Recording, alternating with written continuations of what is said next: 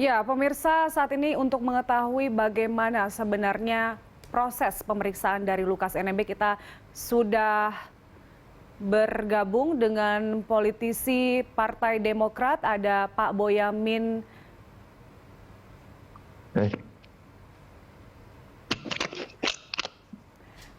Iya, Pak Boyamin, Halo. selamat malam. Selamat malam. Iya. Saya koordinator Maki loh, bukan politisi Demokrat. Nanti salah nanti. Baik, mohon maaf kita perbaiki. Ya. Pak Boyamin. Pak Boyamin mungkin bisa Ya. dijelaskan sejauh ini bagaimana Anda melihat perlakuan terhadap tersangka Lukas NMB oleh KPK?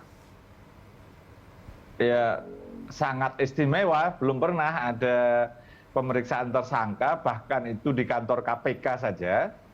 Artinya di kantor KPK yang lama, di Jalan Rasuna Said, maupun yang sekarang di Jalan Kuningan Persada, itu pemeriksaannya kemudian sempat dijenguk atau dilihat oleh pimpinan KPK gitu. Belum pernah ada gitu. Juga ketika KPK meriksa di daerah-daerah, misalnya ketika pinjam kantor BPKP, kantor kejaksaan atau kepolisian daerah gitu, juga nggak ada pimpinan KPK menemani pemeriksaan tersebut. Nah, kalau ini justru sangat istimewa ketika Gubernur Lukas NMB ini pemeriksaannya kemudian juga diampiri atau diikuti oleh Ketua KPK Firly Bahuri. Memang ini sangat istimewa kalau menurut saya gitu.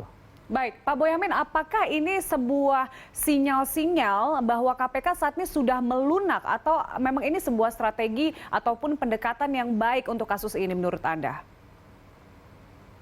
Belum bisa menilai sekarang. Ini kan kita tunggu perkembangan berikutnya seperti apa. Apakah habis ini perkaranya tetap diteruskan, dilanjutkan upaya paksa dengan istilahnya otomatis kalau pengumuman tersangka KPK itu kan pasti ada upaya paksa, penangkapan dan penahanan.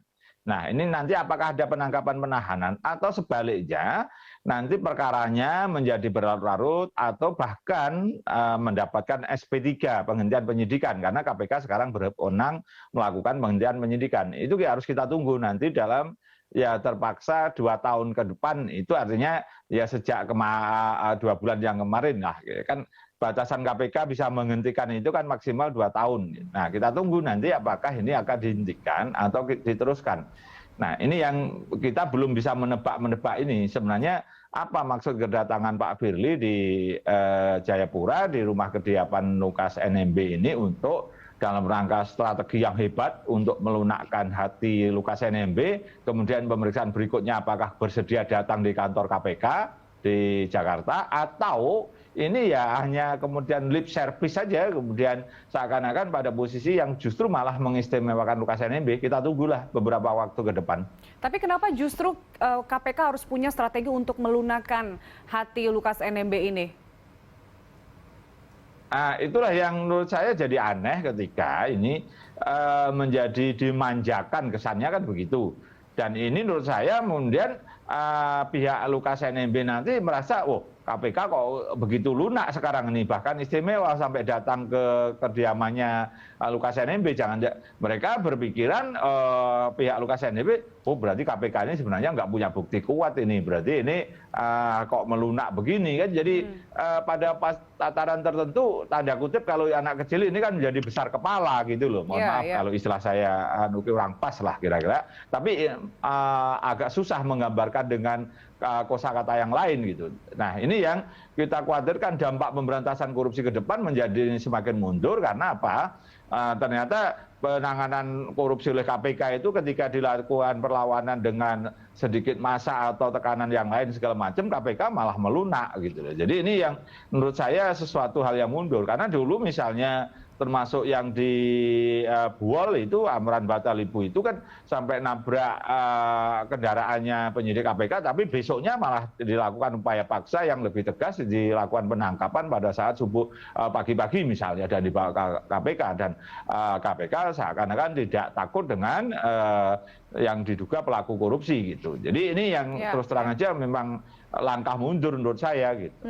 Pak Boyamin, oke lah, ini pada pemeriksaan pertama KPK kemudian jemput bola begitu ya untuk pemeriksaan langsung kepada Lukas NMB. Tapi kemudian kalau memang harus ada pemeriksaan lanjutan, apakah menurut Anda memang pendekatan yang sama harus diberlakukan atau memang harus lebih tegas untuk pemeriksaan selanjutnya, Pak Boyamin? Sebenarnya KUHP kita, kitab hukum acara pidana kita itu kalau sudah level penyidikan itu saksi atau apalagi tersangka diperiksa di kantornya penyidik gitu. Sebenarnya di kantornya KPK gitu. Nah, karena ini dengan alasan sakit, alasan itu kemudian seakan-akan menjadi abu-abu, boleh diperiksa di tempat yang bersangkutan. Ya enggak apa-apa, tapi berikutnya ini menurut saya kalau terus diperiksa di rumah terus itu sampai 10 kali, 100 kali di rumah terus. Nah, penegakan hukumnya kapan gitu kan? Sampai sidang apa? Nanti sidang pengadilannya kalau dibawa ke pengadilan apa sidangnya di rumahnya Lukas NMB? Kan enggak juga harusnya kan gitu. Iya, kemudian juga menjadi contoh yang buruk ya bagi masyarakat dan mungkin orang-orang lain yang menganggap oke, bisa ada pemeriksaan nih di rumah begitu ya, Pak Boyamin? Ya persidangan pun bisa di rumah, menjalani penjara pun nanti bisa di rumah gitu malahan, jadi bisa panjang gitu. Jadi nah ini pertimbangan dari KPK kan adalah sosial kultural ya yang ada di Jayapura. Nah apakah ini masih harus menjadi pertimbangan KPK pada pemeriksaan selanjutnya menurut Anda? Ya ini sesuatu yang sebenarnya menurut saya salah. Ya tidak perlu diteruskan lagi lah, harus dirubah. Dulu kalau bicara kultural, gubernur sebelumnya pernah juga diproses KPK, gitu sudah juga ditangkap, ditahan, disidangkan dan sudah mengalami penjara. Juga tidak ada kok istilah sosiokultural itu. Terus bupati beberapa daerah dulu yang misalnya Bobendegul atau Merauke gitu. Juga tidak ada kalimat KPK begini gitu loh. Jadi ini menurut saya gini. Dan bahkan di Undang-Undang KPK itu pasal 36 itu kan pimpinan KPK dilarang bertemu, berinteraksi dengan pasien KPK. Apalagi tersangka gini, sebenarnya ada pasal itu. Tapi nampaknya ini kan tidak berlaku untuk Pak Firly gitu. Saya mau maju ke Mahkamah Konstitusi, memaknai pasal ini bertentangan dengan Undang-Undang Dasar 45 kecuali kalau yang melakukan adalah Pak Firly gitu. Karena supaya tindakan Pak Firly ini tidak menyalahi pasal 36 Undang-Undang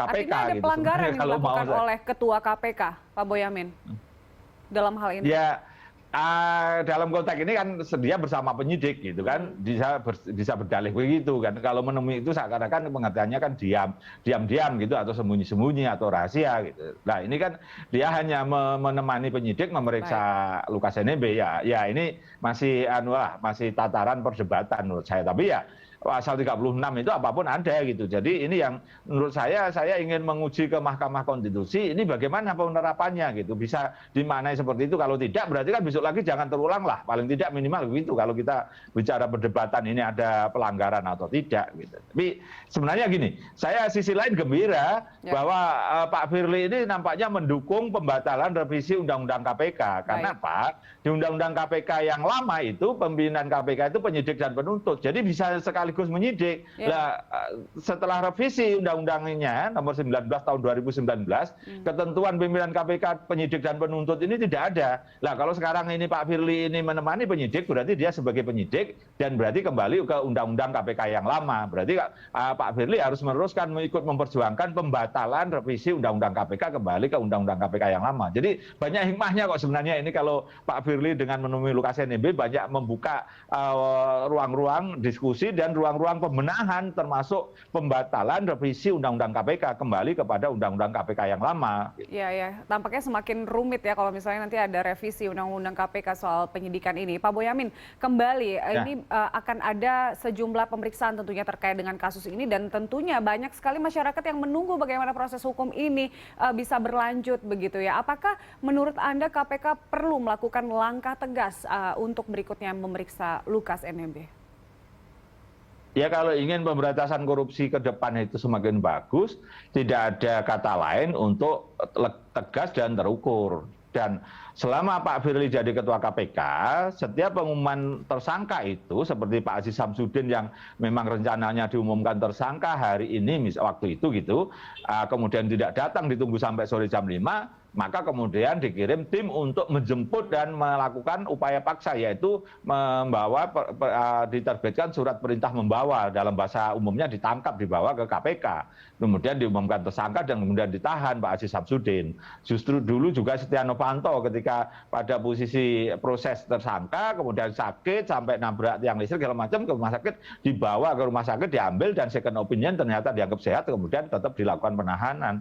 Jadi ini kata lain yang tidak boleh diabaikan KPK, ke depan harus lebih tegas, lebih terukur, dan memberikan contoh kepada masyarakat bahwa pemberantasan korupsi kita itu dilakukan dengan keras gitu. Ya, jadi memang tersangka ditahan ya ditahan. Ya.